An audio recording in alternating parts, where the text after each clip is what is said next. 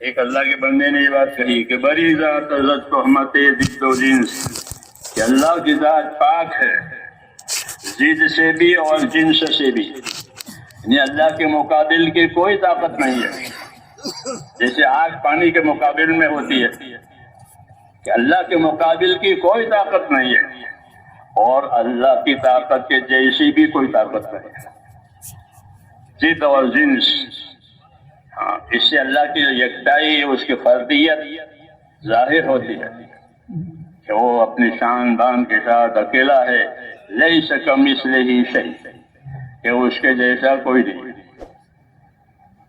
یہ اللہ کی شان ہے، اور اس نے اپنی شانوں کو ظاہر کرنے کے لیے مخلوق پیدا کی ہے. کل یوم ہوا فی شأن، کہ ہر روز وہ اپنے کام میں ہے. جی ہاں، تو یہ تو اللہ کی شان ہے کہ اس نے مخلوق کو بنا کر کے، مخلوق کو پیدا کر کے اپنے کرم کا اظہار کیا ہے. کیونکہ ہر مخلوق محتاج ہے. جتنے مخلوق ہے، فرشتے ہوں، جنات ہوں، انسان ہوں، جتنے مخلوق، ایک تو وہ اپنے وجود میں محتاج ہے کہ اللہ ان کو پیدا نہ کرتا تو وہ پیدا ہی نہ ہوتی. اپنے وجود میں محتاج، اپنے بقا میں بھی محتاج، اور کسی کو نفع نقصان دینے میں بھی اللہ کے محتاج. تو اللہ کی ذات کے سوا سب مخلوق ہے، اور مخلوق کی صفت محتاجی ہے.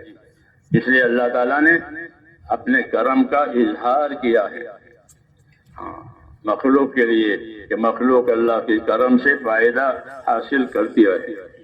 دنیا میں بھی فائدہ پہنچائیں گے، اور جو فائدہ لینے کے لائق ہوں گے ان کو آخرت میں بھی فائدہ پہنچائیں گے. کیوں کہ اللہ کا تو مسئلہ یہی ہے کہ وہ اپنا فیض، اپنا کرم لوگوں کو پہنچائیں گے. اس لیے مخلوق کو اللہ تعالیٰ نے ایک دوسرے کی حاجتوں میں وابستہ کیا ہے. ہاں، ایک عجیب نظام ہے کہ ایک دوسرے کی حاجتوں میں وابستہ کیا ہے، اور اس وابستگی کو روزی دینے کا ذریعہ بھی بنایا ہے. محتاج بھی کیا ایک دوسرے کا، اور ایک دوسرے کی احتیاج میں ان کے روزی کا مسئلہ بھی بنایا. آپ کو دھوبی کی ضرورت ہے کپڑا دھونے کے لیے، اور دھوبی کو پیسے کی ضرورت ہے اپنے حاجت کے لیے. ہے نہیں یہ بات کہ بھائی ہمارے کپڑے کون دھوئے گا؟ کہ دھوبی کا ہم دھوئیں گے. کیوں کہ ہم تو خود تو دھو نہیں سکتا، وہ کپڑے دھونا ضروری ہے. طبیعت کا بھی تقاضا ہے، شریعت کا بھی تقاضا ہے. جی ہاں، طبیعت بھی میلا نہیں پسند کرے گی، اور شریعت بھی طہارت اور پاکی کو کہے گی. جی ہاں، تو کپڑے دھونا ضروری ہے. کپڑے دھو نہیں سکتے، کون دھوئے گا؟ کہ دھوبی دھوئے گا. تو دھوبی کو کپڑا دھونا یاد ہے، آپ کو یاد نہیں ہے. اس کو دھوبی کو کپڑا دھونا یاد کرایا. جی ہاں، آپ کو کپڑے دھونے کا محتاج بنایا. جی ہاں، تو آپ کی حاجت اور اس کی حاجت دونوں پوری ہو گئی کہ آپ کو دھلے ہوئے کپڑے مل گئے اور اس کو روزی مل گئی. ایک دوسرے کی حاجتوں کو وابستہ کر کے رزق کا نظام بنایا اللہ نے. ہاں، یہ نہیں کہ آسمان سے کھانا اترے اور لوگ کھاویں، ایسا نہیں کہ روزی اس طرح نہیں ہوئی. ایک دوسرے کی حاجتوں کو وابستہ کر کے رزق کا نظام بنایا. اسی پر سارے کاروبار چل رہے ہیں. جی ہاں، تو یہ اللہ تعالیٰ کا نظام ہے، ایک دوسرے کے ساتھ حاجتوں کو وابستہ کیا ہے.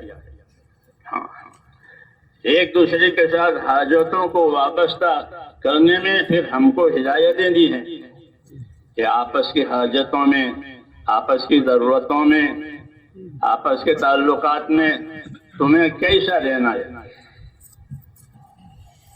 کیا لڑ جھگڑ کر کے اپنی حاجتیں پوری کرنی ہے جیسے جانور کرتے ہیں؟ تو وہ لڑتے ہیں اور لڑ کر کے اپنی حاجت پوری کرتے ہیں. موقع ہو تو وہ لڑیں گے، جی ہاں کہ نہیں ایسا نہیں، بلکہ ہم کو اپنے حاجتوں کے پورا کرنے کے لیے اصول بتائے، اصول اور طریقہ کار آپس کی زندگیوں میں، یا آپس کی زندگیوں میں تمہارا طریقہ کار کیا ہوگا؟ بات سمجھ میں آ رہی ہے؟ تو ہم کو آپس کی ضرورتوں میں جس طرح امانت داری سکھائی ہے، اس طرح انصاف بھی سکھایا کہ انصاف سے رہو، کہ حکم کونوا قوامین بالقسط، کہ انصاف کے ساتھ قائم رہو، انصاف پر رہو، چاہے وہ انصاف کرنا اپنی ذات پر آ رہا ہو کہ تو بھی انصاف کرو، کہ انصاف کریں گے تو میری ذات میں نقصان آئے گا، کہ تو بھی انصاف کرو، انصاف کو مت چھوڑو، تمہارے رشتہ داروں پر آ رہا ہے تو بھی مت چھوڑو، انصاف کے ساتھ رہو آپس کی زندگی گزارنے کے لیے۔ حضور صلی اللہ علیہ وسلم کے بارے میں ہے کہ وہ امرت لأعدل بینکم، مجھ کو حکم ہے کہ میں تمہارے درمیان میں انصاف قائم کروں۔ یہاں انصاف ایک معاملہ ہے جس کی وجہ سے حقوق کی حفاظت ہوتی ہے۔ اگر انصاف اٹھ جائے تو ظلم آئے گا، جسے اجالا اٹھ جائے گا تو کیا آ جائے گا؟ کہ اندھیرا آئے گا۔ اجالا اٹھ گیا تو اب کیا آئے گا؟ کہ اندھیرا آئے گا۔ انصاف اٹھ گیا کہ ظلم آئے گا۔ یہ دونوں اس ذکری ضد ہے۔ اللہ نے اس دنیا کی زندگی میں ضدیں پیدا کی ہے، اندھیرا ہے، اجالا ہے، انصاف ہے، ظلم ہے، محبت ہے، دشمنی ہے، یہ سب جی ہاں اس پیدا کیا ہے اس طریقے سے دنیا کو مختلف ضدوں کے ساتھ۔ وَمِن كُلِّ شَيْءٍ خَلَقْنَا زَوْجَيْنِ لَعَلَّكُمْ تَذَكَّرُونَ، کہ وَمِن كُلِّ شَيْءٍ خَلَقْنَا زَوْجَيْنِ لَعَلَّكُمْ تَذَكَّرُونَ، ہم نے ہر چیز سے جوڑے بنائے ہیں تم دھیان کرنا۔ ٹھیک ہے، کیا دھیان کرانا ہے؟ کہ ہر چیز کے جوڑے بنائے ہیں۔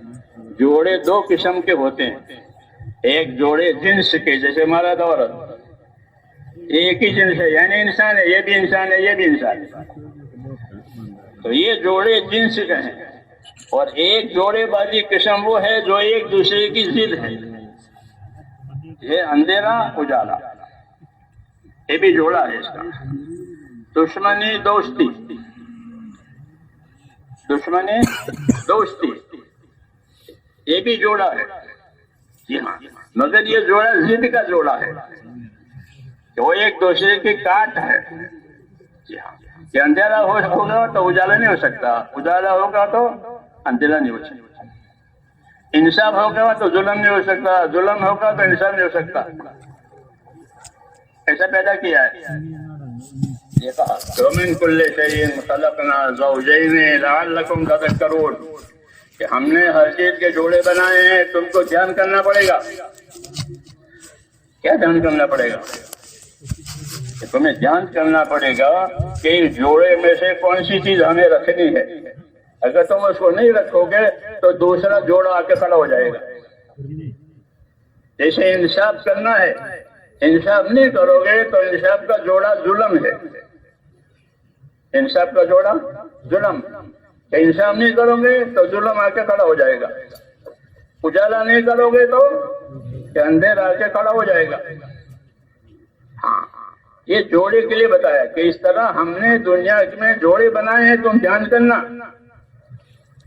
ایمان نہیں ہوگا کہ کفر آ کے کھڑا ہو جائے گا، ایمان نہیں ہے تو ایمان کے مقابل میں کیا ہے؟ کہ کفر ہے۔ ایمان نہیں ہوا تو ایمان نہیں ہوا تو کفر آ کے کھڑا ہو جائے گا۔ اس لیے کہہ رہے ہیں کہ وَمِن كُلِّ شَيْءٍ خَلَقْنَا زَوْجَيْنِ لَعَلَّكُمْ تَذَكَّرُونَ، ہم نے ہر چیز کے جوڑے بنائے ہیں، یہ جوڑے ضد والے جوڑے ہیں، تم دھیان کرنا کہ کس جوڑے جو ان دونوں میں سے کس کی ضرورت ہے، کس کو قائم کرنا ہے، کس کو نبھانا ہے، یہ تمہارے ذمہ ہے۔ ہم نے سب جوڑے بنا دیے ہیں، تم کو بتا دیے، اور ان جوڑوں کا یہ مزاج ہے کہ ایک نہ ہوا تو دوسرا آ کے بیٹھ جائے گا۔ یہ سمجھا رہے ہیں، ہاں یہ سمجھا رہے ہیں۔ اور تبلیغ جو ہے وہ تو منشاء الہی کو سمجھنا۔ تبلیغ اللہ کا کیا منشا ہے، اللہ ہم سے کیا کرانا چاہتے ہیں، کس بات سے بچانا چاہتے ہیں، کس بات میں آگے بڑھانا چاہتے ہیں، کس بات میں پیچھے رکھنا چاہتے ہیں۔ ہاں اس کی تبلیغ کے لیے اللہ نے نبیوں کو چھانٹا ہے تاکہ وہ آ کر کے یہ منشاء الہی سمجھائے، تاکہ نظام صحیح چلے۔ تو فرمایا ہم نے دنیا میں ہر چیز کے جوڑے بنائے ہیں، تم جان کرنا۔ اس جوڑوں کے ذریعے سے دنیا کا نظام چلتا ہے، اور دنیا کو دارالحقوق قرار دیا ہے کہ دنیا کہ یہ دارالحقوق ہے، یہاں ایک دوسرے کے حقوق قائم ہوں گے، تعلق بھی قائم ہوں گے اور حقوق بھی قائم ہوں گے۔ بچہ پیدا ہوتا ہے تو اس کے تعلقات قائم ہو جاتے ہیں، ان کے دادا کا خاندان یہ ہے، اس کے نانا کا خاندان یہ ہے، یہ بچے کا تعلق، مادری پیدری، یہ دادا اس خاندان کا ہے، اس کی ہے، یہاں تعلقات کی جگہ ہے دنیا، آپس کے تعلقات ہیں، آپس کی ضرورتیں ہیں۔ گاہک کو ضرورت ہے سامان کی، اور تاجر کو ضرورت ہے اپنا سامان بیچنے کی، سامان بک جائے، یہاں مال بک جائے، نفع ہو جائے، یہ تاجر کی ضرورت۔ گاہک کو سامان کی ضرورت ہے کہ سامان مجھے مل جائے، دوا مجھے مل جائے دوا کی دکان سے۔ جی ہاں، ایک دوسرے کی ضرورتوں کو وابستہ کیا ہے، ایک دوسرے کی طرف حاجت لے جاتے ہیں۔ تو اس چیز میں تمہیں کیسا رہنا چاہیے جبکہ تمہاری ایک دوسرے سے حاجتیں وابستہ ہیں؟ تو حکم دیا ہے کہ اس میں تم انصاف سے رہو۔ ہاں اس معاملے میں کیسے رہو؟ انصاف سے رہو کہ یہ معاملہ تمہارا آپس کا ہے۔ اللہ کا معاملہ ہوتا تو دوسرا حکم ہوتا، اللہ کا معاملہ ہوتا تو اخلاص پیدا کرو، یہ حکم ہوتا ہے۔ یہ دوسرا معاملہ ہے ان کا آپس کا، یہ تمہارے آپس کے معاملات ہیں۔ تو ان آپس کے معاملات میں تمہیں کیا رہنا چاہیے؟ تو ہم کو حکم ملا ہے کہ تم آپس کے معاملات میں، آپس کے رہن سہن میں انصاف سے رہو۔ کونوا قوامین بالقسط، انصاف سے قائم رہو۔ حضور صلی اللہ علیہ وسلم کے لیے حکم ہے کہ امرت لأعدل بینکم، مجھے حکم ہے کہ تمہارے درمیان میں انصاف قائم کروں۔ انصاف کی تعلیم دینے کے لیے آپ کو بھیجا گیا ہے۔ ہاں کیونکہ انصاف یہ مخلوق کی اور انسانوں کی ضرورت ہے۔ تو فرمایا امرت لأعدل بینکم، مجھے حکم ہے کہ تمہارے درمیان میں انصاف قائم کروں۔ ایک مرتبہ آپ نے ایک معاملے میں مال تقسیم کیا لوگوں کو، ایک آدمی نے کہا کہ اس تقسیم میں انصاف نہیں ہوا ہے،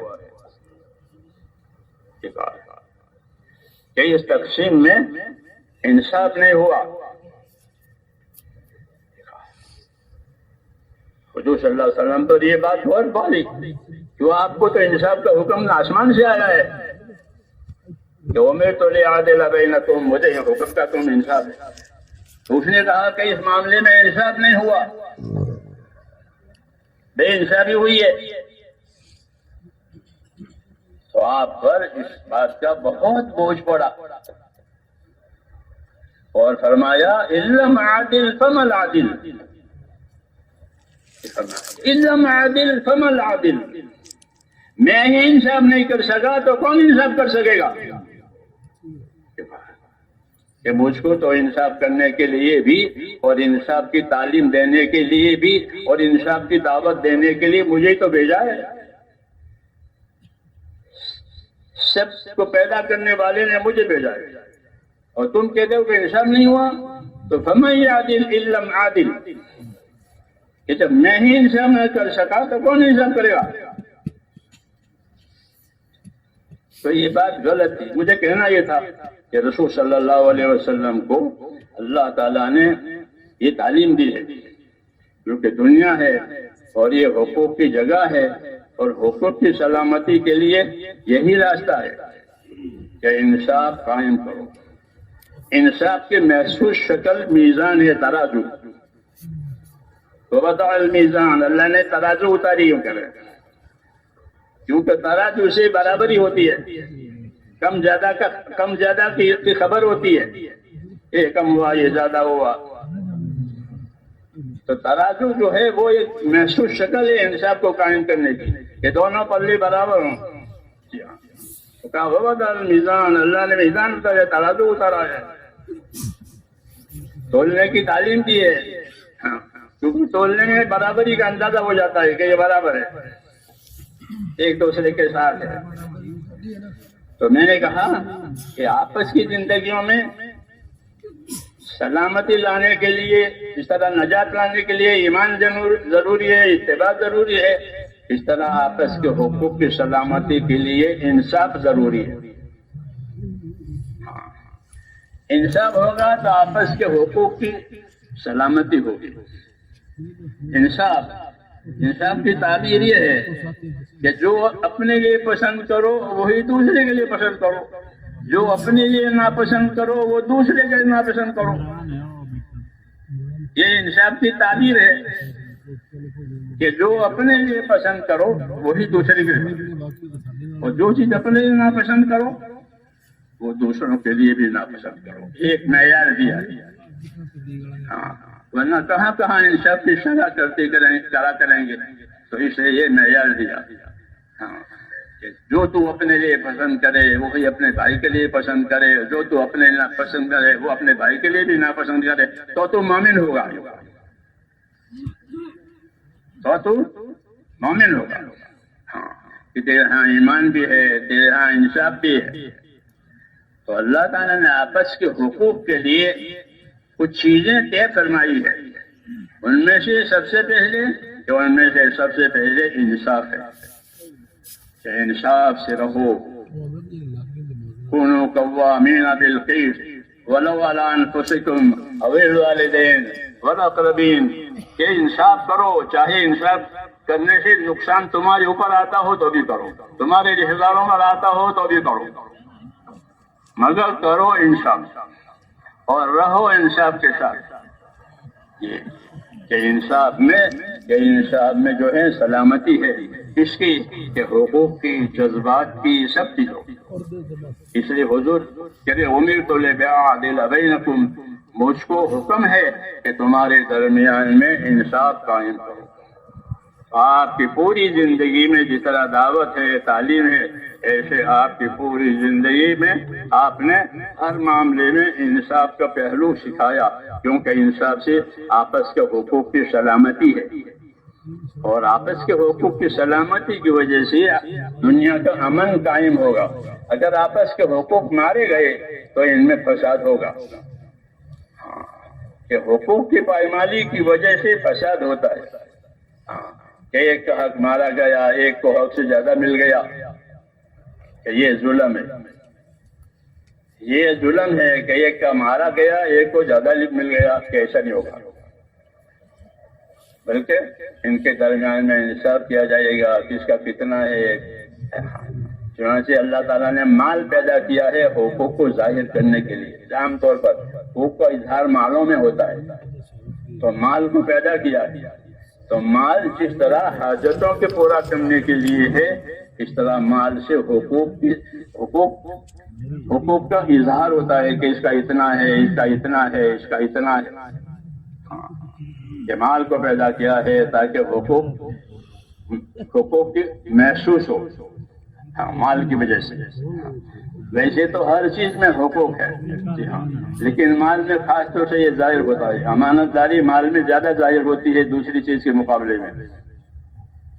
غرض یہ ہے کہ اللہ تعالیٰ نے آپس کے حقوق کی حفاظت کے لیے انصاف کی تعلیم دی ہے، اور انصاف کی تعبیر یہ ہے کہ جو اپنے لیے پسند کرو وہی دوسروں کے لیے پسند کرو، جو اپنے لیے ناپسند کرو وہ دوسروں کے لیے ناپسند کرو۔ یہ انصاف کی تعبیر ہے، لفظوں میں انصاف کا مطلب یہ سمجھایا جائے گا، تعبیر کا مطلب ہے۔ اور صرف انصاف ہی نہیں سکھایا ہمارے دین نے، انصاف سے آگے کا بھی سکھایا کہ انصاف تو ہر وقت میں فرض ہے، جسے ظلم ہر وقت میں حرام ہے، ایسے ہی انصاف ہر وقت میں فرض ہے، کہ کسی صورت میں بھی ظلم کی اجازت نہیں ہے۔ ہاں ایسے کسی صورت انصاف کہ ہر وقت میں انصاف کی ضرورت ہے، ہر وقت میں انصاف کی اہمیت آپس کے حقوق کی وجہ سے۔ اس لیے حضور صلی اللہ علیہ وسلم کو انصاف کی تعلیم کے لیے بھیجا۔ وَأُمِرْتُ لِأَعْدِلَ بَيْنَكُمْ، مجھے حکم ہے کہ تمہارے درمیان میں انصاف قائم کرو، مال آوے تو دوسری چیزیں آوے تو ہاں۔ تو آپ صلی اللہ علیہ وسلم نے اپنی دعوت میں جس طرح عبادت کی تعلیم دی، معاشرت کی تعلیم دی، آپس کے معاملات میں انصاف کی تعلیم دی ہے۔ انصاف کرو، انصاف سیکھو۔ انصاف سے بہتر چیز، انصاف تو واجب ہے، انصاف سے بہتر چیز، انصاف سے بہتر چیز احسان ہے۔ انصاف کے لحاظ سے تو میرا یہ حق ہے، لیکن میں یہ آپ کو دے دیتا ہوں، تو یہ کیا ہوا کہ یہ احسان ہوا، یہ احسان ہوا۔ اللہ نے بندوں کو دونوں باتوں کی رہبری کی ہے کہ انصاف بھی کرو، احسان بھی کر سکتے ہو۔ ان اللہ یامر بالعدل والاحسان، جمعہ کے دن خطبہ پڑھتے ہیں یہ آخر میں، ہاں ان اللہ یامر بالعدل والاحسان۔ عمر بن عبدالعزیز رحمۃ اللہ علیہ نے یہ بات جاری کی کہ اللہ حکم دے گا آپ کو کس کا، کہ انصاف کرنے کا، کہ جو اپنے لیے پسند کرو دوسرے کے لیے پسند کرو۔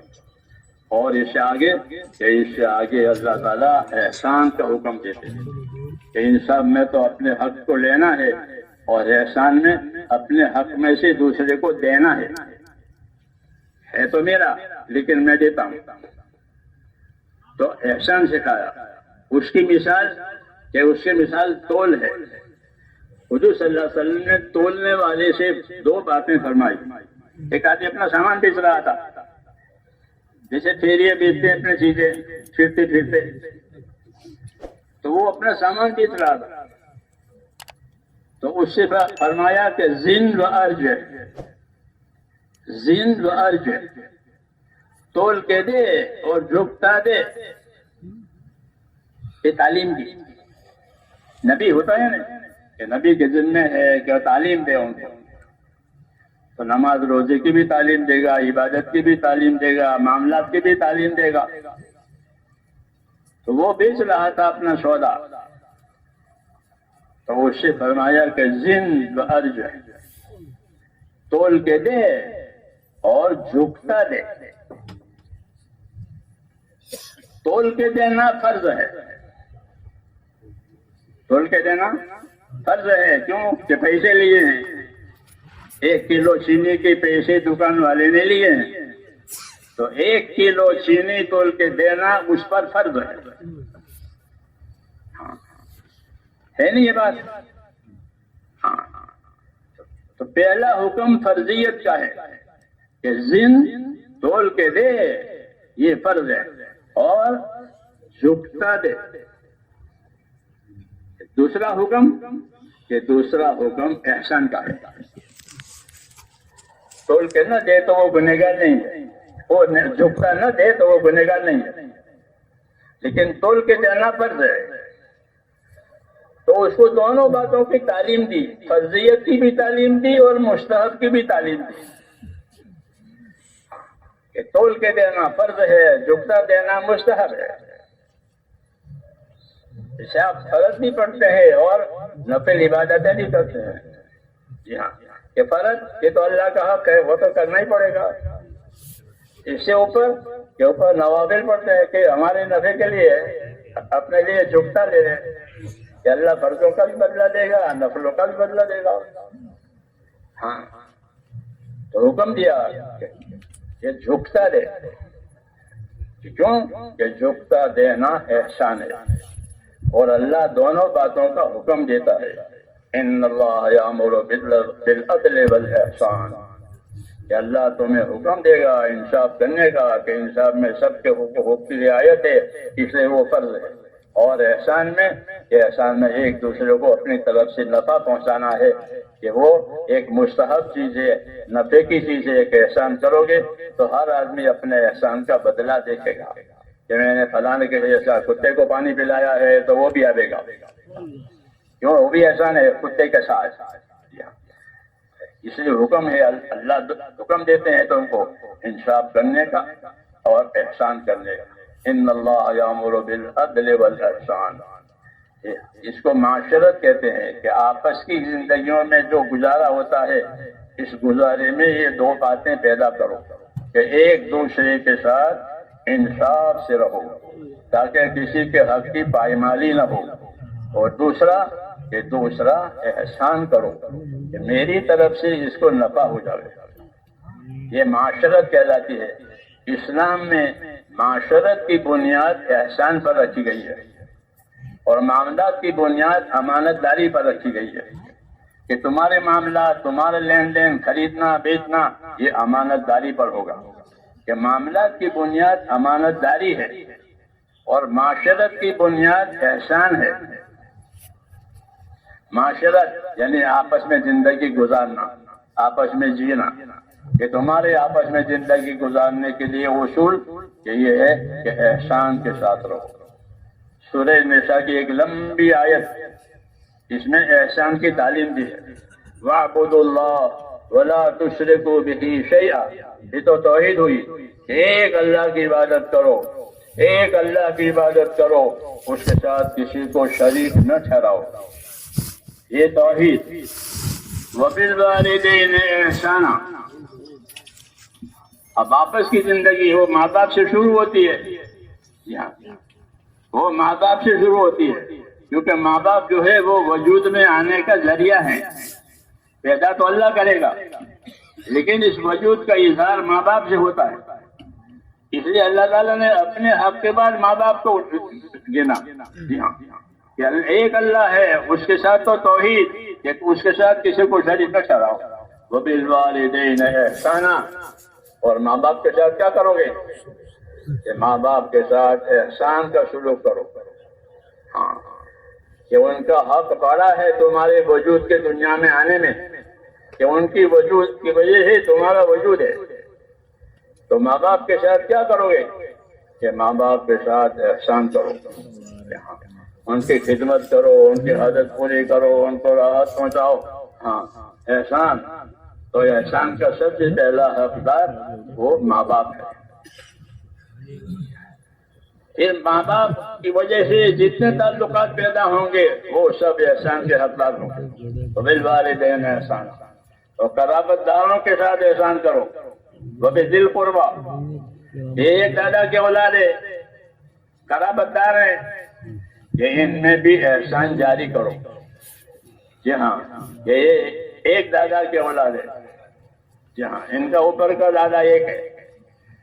تو ان میں بھی قرابت ہے کہ ان میں بھی احسان کرو. وبذی القربی، اور ان پر بھی احسان کرو کہ وہ یتیم ہے، کہ ان کے کوئی ماں باپ نہیں ہے، ماں باپ ان کے نہیں ہے، یتیم ہے. والیتامی، یتیموں کے ساتھ، کہ ان کے ماں باپ چلے گئے ہیں، اب ان کے لیے شفقت کا کوئی سامان نہیں ہے. ماں باپ ہوتے ہیں تو وہ شفقت کرتے ہیں، اب ان کے لیے شفقت کا کوئی سامان نہیں ہے، کہ تم ان کے ساتھ احسان کرو. آپ نے فرمایا یتیم کی کفالت کرنے والا اور میں جنت میں اس طرح ساتھ رہیں گے. یتیم کی کفالت کرنے والا اور میں، کہ ہم جنت میں اس طرح ساتھ رہیں گے. یہ سب دو انگلیاں ہیں. یتیم کی کفالت کی فضیلت بیان فرمائی. کیونکہ جاہلیت کے زمانے میں لوگ یتیموں کا مال کھا جاتے تھے، خاص طور سے کہ باپ مر گیا اور اولاد چھوٹی چھوٹی چھوڑ گیا ہے اور مال ہے، تو اس کا چچا اور دوسرے رشتے دار وہ مال لے لیتے۔ بھائی کس بنیاد پر مال لے لیتے ہو؟ تو کہتے ہیں یہ تو چھوٹے چھوٹے ہیں، اور قبائلی لڑائیاں رات دن ہوتی ہے، تو لوگ لڑنے کے لیے آئیں گے تو کیا یہ لڑیں گے؟ یہ تو نہیں لڑیں گے، تو کون لڑیں گے؟ کہ ہم لڑیں گے، ان کے ساتھ لڑنا پڑا تو ہم لڑیں گے۔ یہ مال لینے کا پوائنٹ، یہ مال لینے کی وجہ، اسے وہ یتیموں کو مال دیتے نہیں تھے، بلکہ یتیموں کا مال خود ہی کھا جاتا ان کے بڑے، یہ جاہلیت کی چیز تھی۔ تو اس لیے یہاں یتیموں کے ساتھ احسان کرنے کا حکم آیا، وبالوالدین احسانا وبذی القربى والیتامی، یتیموں کے ساتھ احسان کرو، ان کا کوئی نہیں ہے، ان کا باپ مر گیا ہے، یہ حاجت مند ہے احسان کے، شفقت کے، اور یہ مسکینوں کے ساتھ، جس کے پاس اپنی حاجت کا سامان نہیں ہے، مسکین ہے، غریب ہے، کہ ان کے ساتھ بھی احسان کرو، ان کے ساتھ بھی احسان کرو۔ تو احسان کی ایک لمبی صفت بتائیے، بالجار ذی القربى، پڑوسی کے ساتھ احسان کرو۔ پھر پڑوسی کی قسمیں ہیں کہ پڑوسی بھی ہے اور بھائی بھی ہے، دونوں بھائی ساتھ ساتھ رہتے ہیں، پڑوسی بھی ہے اور چچا کا بیٹا بھی ہے، رہتے ہیں نا آپس میں، ہاں، پڑوسی بھی ہے، قرابت دار ہے، تو اس کا حق احسان کا پڑوسی کی وجہ سے بھی ہے اور قرابت داری کی وجہ سے بھی ہے، اس لیے ان کو لیا۔ وبذی القربى، رشتہ داروں کا احسان کرو، کہ ان کا حق رشتہ داری بھی ہے، ان کا حق پڑوسی بھی ہے، اور تیسرا حق اسلام کا ہے کہ وہ مسلمان بھی ہے۔ تو تین حقوق کی وجہ سے اس کے ساتھ احسان ہوں گے۔ تو اس طرح درجہ بدرجہ سب کا حق بتایا سورہ نساء کی اس آیت میں، آخر میں کہ تمہارے نوکر چاکر ہیں، ہاں مسافر ہیں، یہ تو قرابت دار ہوئے، کوئی مسافر آ گیا باہر سے لاوارث، کہ مسافر کا بھی تمہارے اوپر حق ہے کہ اس مسافر کو دیکھو، اس کی کوئی ضرورت ہے تو پوری کرو۔ اگر وہ مسافر کسی مقام پہ آیا، کسی محلے میں آیا، بھوکا مر گیا، تو سارے محلے والے گنہگار ہوں گے، اس کو ابن سبیل کہتے ہیں، راستے کا بیٹا، کیونکہ وہ تو بچارا راستے پر جا رہا ہے، اس کا تو کوئی بھی نہیں ہے، جی ہاں، اس کا کوئی نہیں ہے، مسافر ہے، یہ اس کو بھی دیکھو کہ اس کی کیا ضرورت ہے، کھانے پینے کی ضرورت ہے، راستہ بتانے کی ضرورت ہے، اور کیا ضرورت ہے، کہ اس کو ابن سبیل، اور کوئی مانگنے والا آ گیا، حاجت مند آ گیا، کہ ان کو بھی دیکھو۔ تو مختلف ضرورتیں ہوتی ہیں، اور مختلف ضرورتوں کی وجہ سے ایک دوسرے کے محتاج ہوتے ہیں۔ تو اسلامی معاشرت سکھائی، اسلامی رہن سہن سکھایا، اسلامی رہن سہن کی بنیاد انصاف پر، احسان پر رکھی ہے، کہ ایک دوسرے کے ساتھ احسان کا معاملہ کرو، تاکہ تمہارے احسان کرنے کی وجہ سے اس کی حاجت روائی ہو جائے، ہاں، وہ فارغ ہو جائے اپنے حاجت سے۔ اس لیے کہتے ہیں کہ اسلام میں، اسلامی معاشرت میں، اسلامی رہن سہن میں اس کی بنیاد ایک دوسرے پر احسان کرنا ہے، ان کی ضرورتوں کو پورا کرنا ہے، ان کی تکلیفوں کو دور کرنا ہے، یہ تعلیم دی ہے۔ اس احسان کا اثر یہ ہوگا کہ ان میں احسان کی وجہ سے محبتیں پیدا ہوگی۔ ہاں، قاعدہ ہے کہ ہر جاندار اس کے ساتھ احسان کرو گے تو وہ تعلق پیدا کرے گا۔ کتے کو بھی اگر 2 دن روٹی ڈالی تو پھر وہ برابر حاضری دے گا۔ کوا بھی وہ کوا تو بہت شوق ہے کہ آپ نے اس کو 1 دن پوچھا، وہ برابر وقت پر آ جائے گا۔ جی ہاں، کیوں کہ ہر مخلوق احسان کرنے کا اثر لیتی ہے۔ جی ہاں، جیسے انسان احسان کرنے کا اثر لیتا ہے باقی مخلوق بھی اثر لیتی ہے. اسے احسان کرنے کی وجہ سے وحشی جانور بھی قبضے میں آ جاتے ہیں. کیوں کہ وہ پالتے ہیں، کھلاتے ہیں، پانی پلاتے ہیں. ہاں، تو وہ ہرن جو بھاگنے میں مشہور ہے وہ بھی رہ جاتا ہے. کیوں کہ احسان کی وجہ سے. شیخ سعدی فرماتے ہیں گلستان میں کہ احسان سیکھو کہ احسان کے ذریعے سے وحشی جانور بھی قید میں آ جائے گا. ورنہ وحشی جانور جیسے ہرن ہے وہ کسی کا قابو نہیں ہوتا، وہ تو اس کی بڑی دوڑ ہوتی ہے ہرن کی. جی ہاں، لیکن احسان کی وجہ سے وہ بھی تیری قید میں آ جائے گا. ہاں، احسان سیکھو. تو ہمارے دین نے میرے دوستو احسان سکھایا ہے کہ اللہ تعالیٰ نے حدیث میں اللہ نے احسان کرنا سکھایا کہ ہر ایک کے ساتھ احسان کا معاملہ کرو. یہاں تک کہ فرمایا اذا ذبحتم کہ جب تمہیں جانور کو ذبح کرنا ہو تو احسان سے ذبح کرو. احسان کیا کہ اچھی طرح چھری تیز کر لو تاکہ جلدی سے کٹ جاوے، جلدی سے جان نکل جاوے. وہ زیادہ تڑفڑائے نہیں، چھری کوند نہ ہو. حکم ہے کہ چھری کو خوب تیز کرو کہ جلدی سے کٹ جائے، جلدی سے اس کی جان نکل جائے. اذا ذبحتم فاحسنوا الذبح واذا قتلتم فاحسنوا القتل. کہ ذبح کرنا ہو تو احسان سے ذبح کرو. ان کو احسان ذبح کیا کہ اچھی طرح تیز کرو کہ جلدی سے کٹ جاوے، کم معاملہ نہیں بڑھ جاوے، اس کی جان نکل جائے. اور کسی جانور کو مار ڈالنا ہے، قتل کرنا ہے تو احسان سے قتل کرو. اس کو ستا کے مت مارو بلکہ مار ڈالو، مار ڈالنا ہے. احسان سے کہا ہے اذا ذبحتم فاحسنوا الذبح واذا قتلتم فاحسنوا القتل. پیغمبر اسلام تعلیم دی ہے پیغمبر اسلام نے کہ انسان تو احسان کرنے کے لیے پیدا ہوا ہے. انسان احسان کرنے کے لیے اللہ نے ان کو پیدا کیا. اللہ تعالیٰ نے انسانوں کو احسان کا حکم دیتا ہے اور ظلم کرنا حرام قرار دیا. اللہ فرماتے ہیں ظلم کرنا میں نے اپنی ذات پر بھی حرام کیا ہے.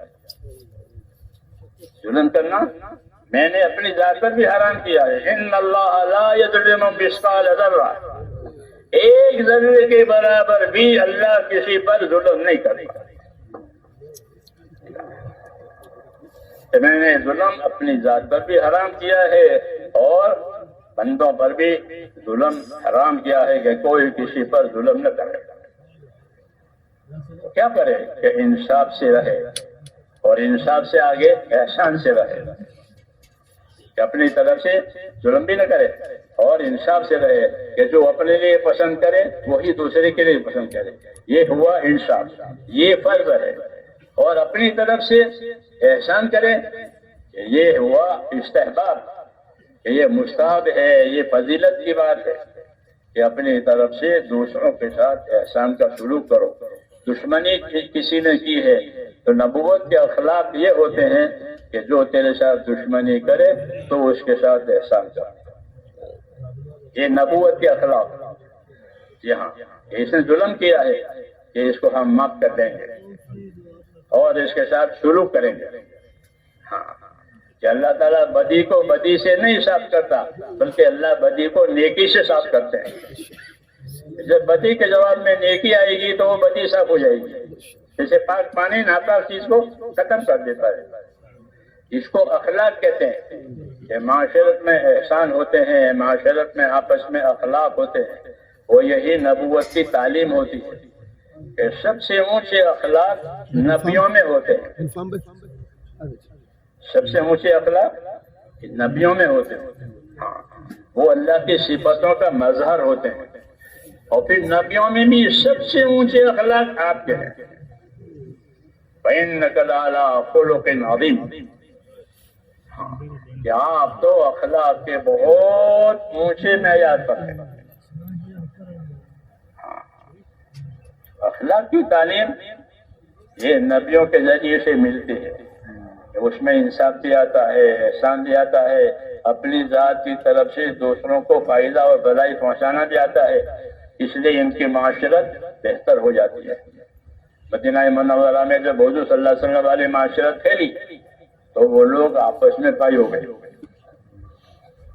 ورنہ تو بڑا کٹکٹاؤ تھا، برسوں سے کٹکٹاؤ تھا۔ پھر جب آپ کی تعلیم وہاں پہنچی تو ان کی دشمنیاں جو ہے بھائی سے بدل گئی۔ بس تم بنعمتی ہی اخوان، کہ تم اللہ کی نعمت دین کی وجہ سے آپس میں بھائی ہو گئے۔ تو دین جس طرح عبادت سکھاتا ہے، انصاف سکھاتا ہے، احسان بھی سکھاتا ہے کہ اس کی وجہ سے، احسان کرنے کی وجہ سے بہت سے شر دب جائیں گے۔ ورنہ ہر شر کو، ہر بدی کو مٹانے کے لیے کتنی محنت کرنی پڑے گی کہ نہیں، ادفع باللتی ہی احسن، احسن طریقے سے بدی کا دفیہ کرو۔ بدی کا جواب بدی سے مت دو، بلکہ بدی کا جواب نیکی سے دو، ظلم کا جواب احسان سے دو۔ تو پھر کیا ہوگا؟ وَإِذَا الَّذِي بَيْنَكَ وَبَيْنَهُ عَدَاوَةٌ كَأَنَّهُ وَلِيٌّ حَمِيمٌ، تو وہ جو تجھ سے عداوت میں تھا، دشمنی میں تھا، وہ تیرا خاص دوست ہو جائے گا، خاص دوست ہو جائے گا احسانوں کی وجہ سے۔ رسول صلی اللہ علیہ وسلم نے اپنے کام میں، اپنی دعوت میں یہی چیزیں اختیار کی، تو آپ کے دشمن آپ کے دوست ہو گئے۔ وہ کہتے تھے کہ ہم نے آپ کو پہچانا نہیں ہے، اس لیے یہ معاملہ کیا ہے، اور ہم معذرت چاہتے ہیں کہ ہم نے آپ کو پہچانا نہیں، اس لیے یہ کیا ہے۔ تو حضور صلی اللہ علیہ وسلم کو تسلی دیتے تھے کہ کوئی بات نہیں، جب تم ایمان لے آئے تو ایمان کی وجہ سے تمہاری ساری بدیاں، سارے گناہ معاف ہو جائیں گے۔ جب تم نے ہجرت کی اور ہجرت کر کے میرے پاس آ گئے تو ہجرت کی وجہ سے تمہارے سارے گناہ معاف ہو جائیں گے، اور اگر تمہارے اور گناہ ہیں اور تم حج کرو گے تو حج کی وجہ سے تمہارے گناہ معاف ہو جائیں گے۔ آپ ان کو تسلی دیتے تھے، کیونکہ ان کو ندامت ہوتی تھی کہ ہم نے یہ کیا اور اس نے ہمارے ساتھ یہ کیا۔ تو آپ ان کو تسلی دیتے تھے کہ تمہارے ایمان لانے سے تمہارے گناہ معاف ہو جائیں گے، جو زیادتیاں کی ہے وہ بھی، اور پھر تم نے ایمان لا کر ہجرت کی ہے تو ہجرت سے تمہاری بدیاں معاف ہو جائے گی، پھر تم حج کرو گے مسلمان ہو کر کے تو تمہارے حج کی وجہ سے تمہارے گناہ معاف ہو جائیں گے، تو تمہارا معاملہ صاف ہے۔ یہ ان کو تسلی دیتے تھے، کیونکہ وہ لوگ آ کر کے محسوس کرتے تھے کہ آپ نے کیا معاملہ کیا، ہم نے کیا معاملہ کیا۔ جی ہاں، تو آپ ان کو یہ تسلی دیتے تھے۔ اور یہی صحیح طریقہ آپ نے اپنی دعوت کے ذریعے سے، اپنی تعلیم کے ذریعے سے امت کو بھی دیا ہے۔ اس طرح نماز، روزہ، زکوٰۃ، حج عبادت کا پہلو ہے، اس طرح یہ پہلو معاشرت کا پہلو ہے کہ دوسروں کے ساتھ کیسی زندگی گزارنا۔ تو اس میں انصاف ہے، احسان ہے، اور تیسرا درجہ ایثار ہے۔ تیسرا درجہ ایثار کا ہے۔ ایثار کا مطلب یہ ہوتا ہے کہ احسان بھی کیا اور اپنا حق تھا وہ بھی چھوڑ دیا، وہ بھی دے دیا، کہ مجھے اپنا حق نہیں لینا ہے بلکہ میں اپنے حق کے بجائے اپنا حق آپ کو دیتا ہوں، تو اپنے حق سے ہاتھ اٹھا لیا۔ ایثار، انصار کی تعریف جو کی ہے اللہ تعالیٰ نے وہ ایثار والی صفت سے کی کہ انصار مدینہ جو ہے مہاجرین کے مقابلے میں کہ جب مال آتا تھا تو مہاجرین کو بھی دیا جاتا تھا، انصار کو بھی دیا جاتا تھا۔ غنیمت کے اموال آتے تھے، فے کے مال آتے تھے تو آپ صلی اللہ علیہ وسلم تقسیم کرتے تھے، مہاجرین کو بھی دیتے، انصار کو۔ تو مہاجرین یہ کہتے تھے کہ ہمارا حصہ جو ہے مہاجرین کو دے، ہم اپنا حصہ ان کو دینا چاہتے ہیں، اپنا حصہ لینا نہیں چاہتے۔ حالانکہ وہ خود حاجت مند ہوتے تھے، ان کو بھی ضرورت ہوتی تھی، وہ کوئی مالدار نہیں ہوتے لیکن حاجت مند ہوتے تھے۔ عام طور سے ابتدائی دور میں سبھی حاجت مند ہوتے تھے، اس لیے مال ان کو دیا جاتا تھا، انصار کو بھی اور مہاجرین کو بھی۔ لیکن انصار یہ کرتے تھے کہ رسول اللہ ہمارا جو حصہ ہے وہ ہے بے شک ہمارا حصہ، لیکن ہم اپنے حصے میں اپنے مہاجر بھائیوں کو آگے رکھنا چاہتے ہیں کہ ان کو دیجیے ہمارے سے۔ باوجود حاجت ہونے کے تو اللہ نے ان کی اس صفت کی تعریف کی ہے۔ اس لیے ہمارے اخلاق میں یہ تین پہلو ہوئے، انصاف ہوا، احسان ہوا، ایثار ہوا۔ ایثار کا معنی یہ کہ ہمارا حق تو ہے مگر ہم نہیں لینا چاہتے ہیں، ضرورت میں بھی ہے مگر ہم لینا نہیں چاہتے، ہم ان کو دینا چاہتے ہیں۔ تو یہ صفت انصار میں پائی گئی تو اللہ نے ان کی تعریف کی ہے وَيُؤْثِرُونَ عَلَىٰ أَنفُسِهِمْ وَلَوْ كَانَ بِهِمْ خَصَاصَةٌ، کہ یہ اپنی ذات پر دوسروں کو آگے رکھتے ہیں اور حالانکہ وہ خود بھی حاجت مند ہے۔ یہ معاشرت اور حسن معاشرت کا یہ کمال بتایا کہ ان میں انصاف بھی ہے، احسان بھی ہے، اور ان میں ایثار بھی ہے کہ اپنا حق بھی تو دے دیتے ہیں۔ یہ تعلیم ہے رسول صلی اللہ علیہ وسلم کی، کہ رسول صلی اللہ علیہ وسلم کی تعلیم کی وجہ سے امت میں یہ چیز آ گئی۔ یہ بہترین امت ہے، ان کے لیے یہ بہترین سامان دیا گیا ہے۔ ہماری دعوت ان سب چیزوں کو، ہماری محنت ان سب چیزوں کو لیے ہوئی ہے۔ اس لیے حضرت رحمۃ اللہ علیہ نے حیات الصحابہ لکھی۔ ہاں کہ بھئی صحابہ کون تھے، انہوں نے کیا کیا تھا، انہوں نے کیا کیا تھا کہ اللہ ان سے راضی ہو گیا۔ جی ہاں، ان کی کیا صفتیں تھی، ان کی کیا محنتیں تھی، یہ اور فرماتے تھے کہ میں نے حیات الصحابہ لکھی ہے، اور جو کچھ امت سے کہنا بتلانا ہے وہ میں نے اس میں کہہ دیا ہے۔ وہ حیات الصحابہ ماشاءاللہ بڑی کتاب ہے، اس کی جلدیں ہیں، وہ پڑھی گئی، وہ حضرات خود بھی پڑھتے تھے مولانا یوسف رحمۃ اللہ علیہ، بلکہ اس زمانے میں وہ لکھتے بھی تھے، اس کو بعد مرتبہ لکھا ہوا ہی لاتے تھے جو بھی چھپا نہیں ہے، وہی سناتے تھے۔ پھر وہ کتاب چھپ گئی تو وہ مسلسل اپنی حیات تک سنائی، مولانا انعام اللہ صلی اللہ علیہ وسلم نے 30 سال تک سنائی حیات الصحابہ، مسجد میں روز 15 منٹ۔ کیوں کہ جو کچھ کہنا سننا ہے وہ حیات الصحابہ میں ہے، کہ صحابہ نے وہ ساری تعلیم جو رسول صلی اللہ علیہ وسلم پر آئی ہے وہ اپنے عمل میں لے لی۔ اس لیے صحابہ کو ایسا نمونہ بنایا کہ جو نبی کے نمونے کی طرف لے جانے والا ہے۔ اصل نمونہ تو حضور کی ذات ہے، اور اس نمونے کو سمجھنے کے لیے کہ صحابہ کو پیدا کیا، کہ ان کے اندر یہ چیزیں تھیں، ایمان بھی تھا، عبادتیں بھی تھی، انصاف بھی تھا، احسان بھی تھا، ایثار بھی تھا، آخرت کی فکر بھی تھی۔ ہاں کہ دعوت کا یہ اثر ہے کہ جس کو دعوت ہضم ہوگی وہ اپنی آخرت کے بارے میں فکر مند ہوگا، آخرت کو نہیں بھولے گا بلکہ وہ اپنی آخرت کے بارے میں فکر مند ہو جائے گا۔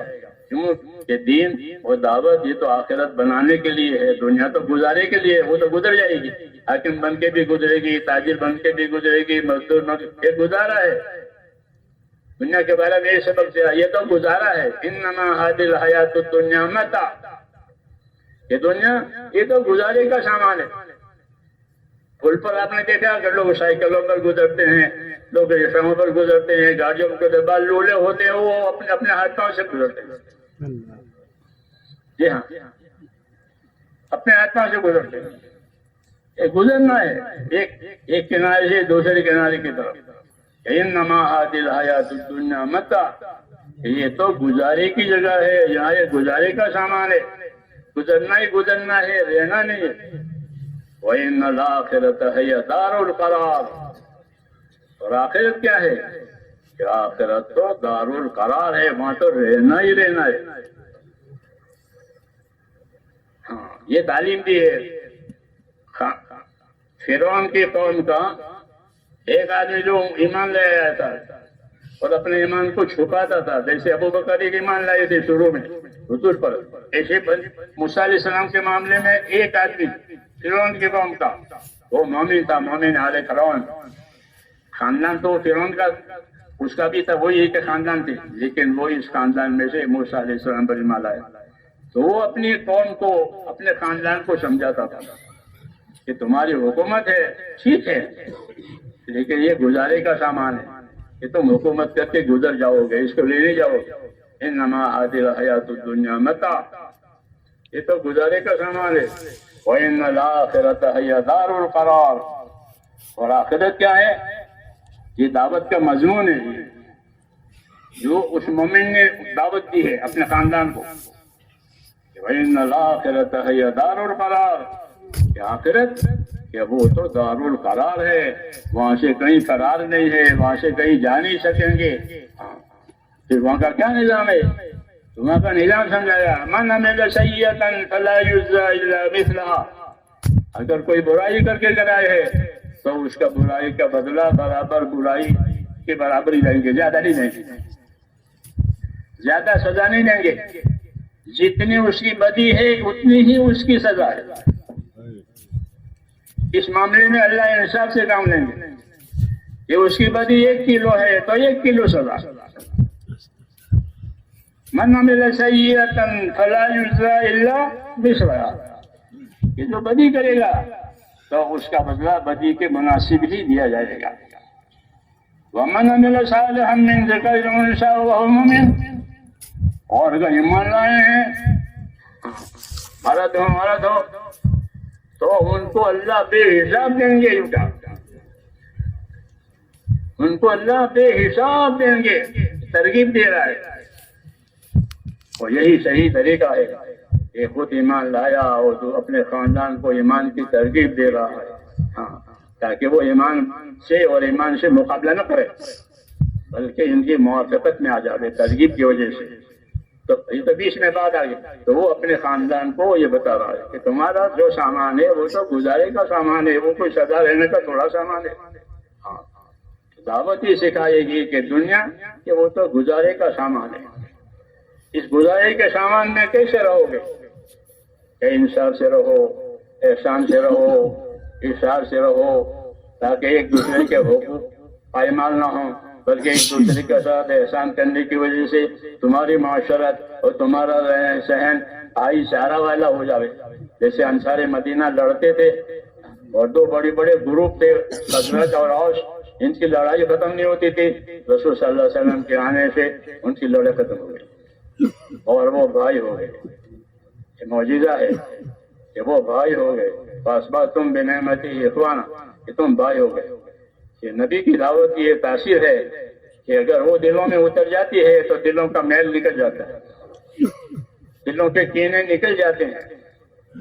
ہاں، پھر ہر آدمی اپنی فکر میں پڑ جاتا ہے کہ مجھ کو میری دنیا سے آخرت بنانی ہے، کیونکہ اللہ نے دنیا سے آخرت بنانے کی دعوت دی ہے اپنے بندوں کو، اپنے بندوں کو دنیا سے آخرت بنانے کی دعوت دی ہے کہ وقت فیما آتاک اللہ دار الآخرہ، تو اس کو اللہ نے جو دیا ہے اسے تو اپنی آخرت بنا لے، ولا تنس نصیبک من الدنیا، اور دنیا میں سے اپنا حصہ مت بھول جا۔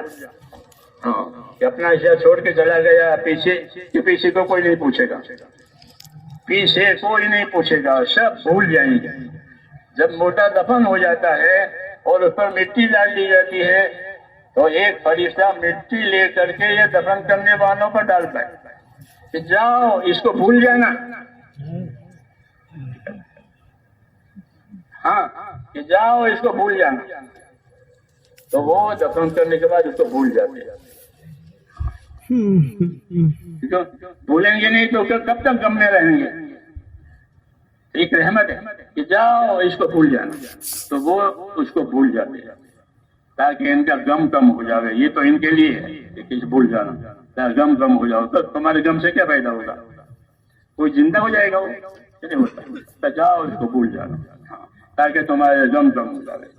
اور مردے کو کہ مردے کو جو اس نے کیا ہے وہ اس کو دکھایا جاتا ہے۔ القبر صندوق العمل، ہر آدمی کی قبر اس کے عمل کا بکس ہے، جیسے بکس میں بہت سی چیزیں مسافر رکھتا ہے، جی ہاں، کھانے کی، پینے کی، پہننے کی، اوڑھنے کی، سب چیزیں بکس میں۔ تو ہر آدمی کی قبر کہ وہ اس کے عمل کا صندوق ہے، اس نے کیا کیا کیا ہے وہ سب وہاں پہنچ جاتا ہے اس کے جانے سے پہلے۔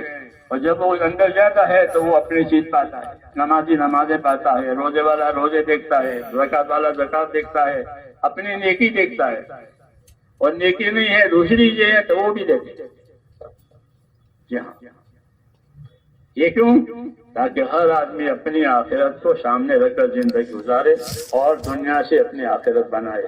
اس کے لیے طریقے دیے، عبادتوں کے طریقے دیے، عبادتوں کے طریقے دیے، عبادتوں کے طریقے سیکھو، عبادتوں کا اہتمام کرو۔ نماز ہے تو نماز کے فرائض، نماز تو فرض ہے کہ فرض نمازوں کا اہتمام کرنا ضروری، کہ نماز اہتمام سے پڑھی جائے، ہاں، اوقات بھی پابندی، سنتوں کی بھی پابندی، ہاں، اہتمام سے نماز پڑھی جائے۔ حافظوا علی الصلوات، یہ حکم دیا کہ نمازوں کے بارے میں خبردار رہو۔ شاہ صاحب نے ترجمہ کیا ہے اس کا، حافظوا علی الصلوات، کہ نمازوں کے بارے میں خبردار رہو، جیسے چوکیدار خبردار رہتا ہے،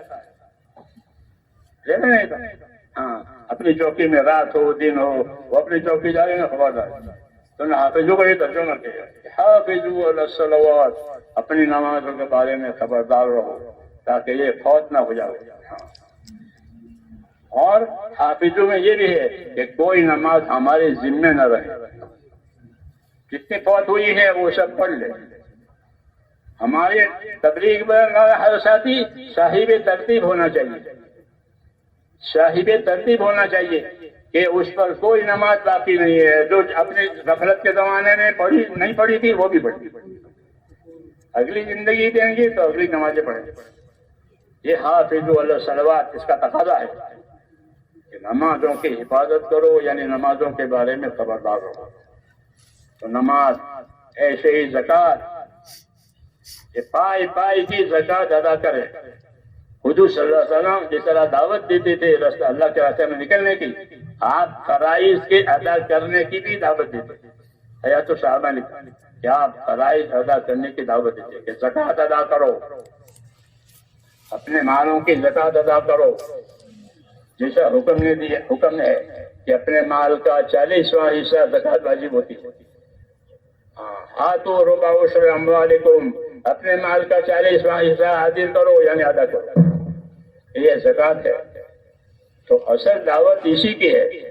بنی الاسلام علی خمس کی حدیث، فضائل اعمال والی کتاب کھولو گے تو پہلے یہ حدیث ملے کہ اسلام کی بنیاد 5 چیزوں پر ہے، کہ اس دعوت کا مقصد یہ 5 چیزیں مسلمانوں میں آ جائیں، تبلیغ، تاکہ اسلام ان کی زندگی میں آ جائے۔ کلمہ، نماز، روزہ، زکوٰۃ، یہ ان کی زندگیوں میں آ رہے ہیں، اور اپنی زندگیوں میں لیتے ہوئے یہ دنیا میں اس کو چالو کریں، یہ نصرت کہلائی ہے۔ پہلی بات کہ یہ جن کی زندگیوں میں آ رہے یہ استقامت ہے۔ دوسری بات کہ ان کو لے کر کے دنیا میں اس لیے جینے تاکہ دوسرے بھائی بھی اس کے پابند ہو جائیں، ہاں، اور اس کو سیکھیں، جو بے خبر ہے وہ اس کو یاد کریں، یہ نصرت کہلاتی ہے۔ تو ہمارے ذمے اپنے دین پر استقامت بھی ہے، اور ہمارے ذمے اپنے دین کی نصرت بھی ہے، کہ اپنے دین پر قائم بھی رہو اور اپنے دین پر استقامت کے ساتھ رہو۔ ہاں، عبادت ہو تو عبادت میں، لین دین ہو تو لین دین میں دین پر قائم رہو، ہاں، معاشرت اور رہن سہن میں ہے تو رہن سہن میں رہن سہن کے طرز سے قائم رہو، انصاف اور احترام کے ساتھ، یہ اس کو استقامت کہتے ہیں، کہ جس طرح اللہ تعالیٰ نے حکم دیا ہے اسی طرح پابند رہو۔ پابندی کا حکم نبی کو بھی ہے، پابندی کا حکم امت کو بھی ہے۔ ہاں، نبی اپنے درجے سے پابندی کرے گا، امت اپنے درجے سے پابندی کرے گی۔ نبی پابندی کرے گا وحی کی باتوں کی، کہ کیا کیا وحی آ رہی ہے، اس طرح معروف ہے الیک، جو چیز آپ پر وحی کی جا رہی ہو آپ اس کے پابند بنیں۔ تو نبی کی پابندی وحی پر، کہ کیا کیا حکم آ رہا ہے۔ حضور انتظار کرتے تھے، آسمان کی طرف اکثر دیکھتے تھے کہ کیا حکم آئے گا، کیا حکم آئے گا، ہاں، اور امت اپنے نبی کا اتباع کرے گی، اپنے نبی کے طریقوں پر چلے گی۔ ہاں، یہ محنت اتباع پر جانے کے لیے ہے، یاد رکھو کہ ہماری یہ محنت ہم کو نبی کے اتباع پر لے جا رہی ہے، نبی کی سنتوں پر لے جا رہی ہے۔ ہاں، یہ طریقہ یہ کار ہے، طریقہ یہ کار مقصد کار کے لیے ہوتا ہے، طریقہ یہ کار مقصد کار کے لیے ہوتا ہے۔ اللہ کرے میری سمجھ میں آ جائے اور آپ کی بھی سمجھ میں آئے۔ کھیتی میں ایک ہوتا ہے طریقہ کار، لوگ جانوروں سے کھیتی کرتے ہیں، ٹریکٹروں سے کھیتی کرتے ہیں، مشینوں سے کرتے ہیں، پانی دیتے ہیں اور دوسری دوائیں ڈالتے ہیں کھیتوں میں، کھاد ڈالتے ہیں، چوکیداری کرتے ہیں، یہ سب اوپر کے اعمال ہیں۔ اس میں کچھ لینا نہیں ہوتا ہے. یہ سب کیوں کرتے ہیں؟ تاکہ جو بویائی ہوئی ہے اس کی کٹائی ہو جائے. اصل بویائی اور کٹائی ہے کہ کیا بویا کیا کاٹا. وہ بویائی کٹائی کی سلامتی کے لیے یہ اوپر کے اعمال کرائے گئے ہیں کہ کھاد بھی دو، پانی بھی دو، رکھوالی بھی کرو، غیر ضروری چیزیں اگ گئی ہیں وہ بھی نکال دو. ایسے ہی دین میں بہت سے اعمال اوپر کے ہیں کہ محنت کرو، نقل و حرکت کرو، ایک دوسرے کو دعوت دو. اور ان سب کا معال اور مرجع کیا ہے کہ ایک ایک مسلمان نبی صلی اللہ علیہ وسلم کے اتباع پر آ جائے. کہاں جاوے؟ مولانا الیاس صاحب کے ملفوظات پڑھو گے، کون پڑھتا ہے؟ کوئی پڑھتے نہیں. کہ ہماری دعوت تو نبی کے اتباع پر لے جانے کے لیے، ہم کوئی نیا دین لے کر نہیں آئے ہیں کہ مولانا الیاس صاحب کو نیا دین لے کر آئے ہیں. کہ نہ، کہ ہماری محنت کا معال اور ہماری محنت کا مرجع وہ یہ ہے کہ ہماری زندگیاں نبی صلی اللہ علیہ وسلم کی اتباع اور آپ کی سنتوں پر.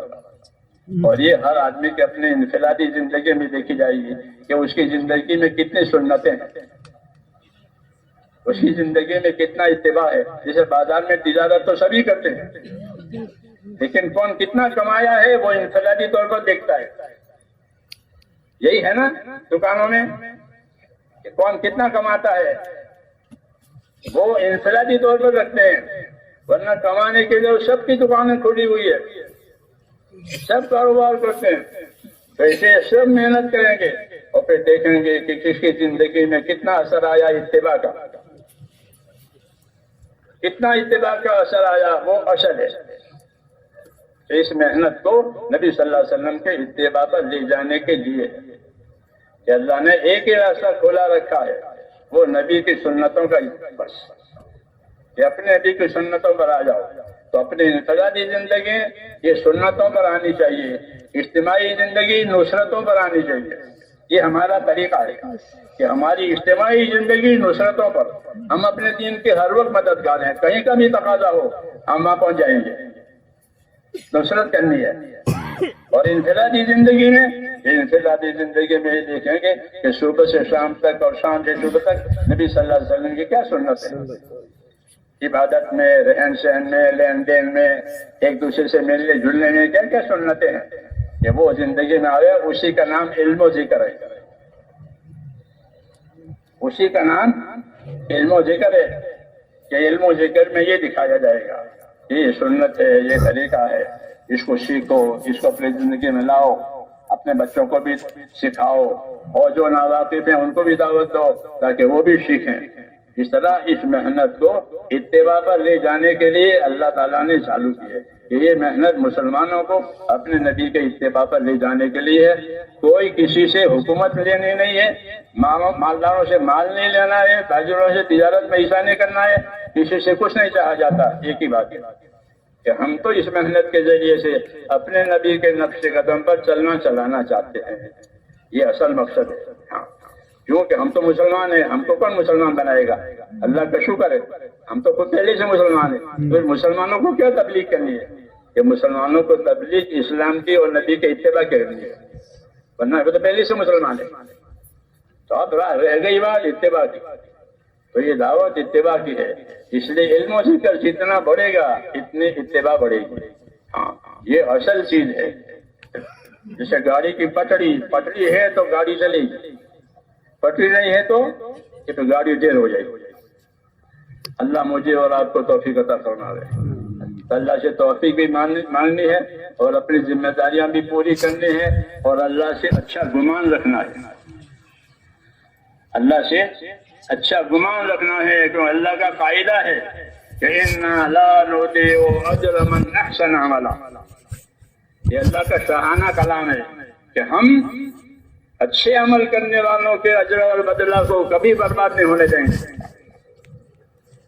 تو بدلہ ہمارا اور اس کا اثر برباد نہیں ہوگا بلکہ اچھائی کا اثر اور اجر اچھا آئے گا. اللہ تعالیٰ ہر برائی سے ہم کو بچا رہے. سبحانک اللہم و بحمدک، اشہد ان لا الہ الا انت.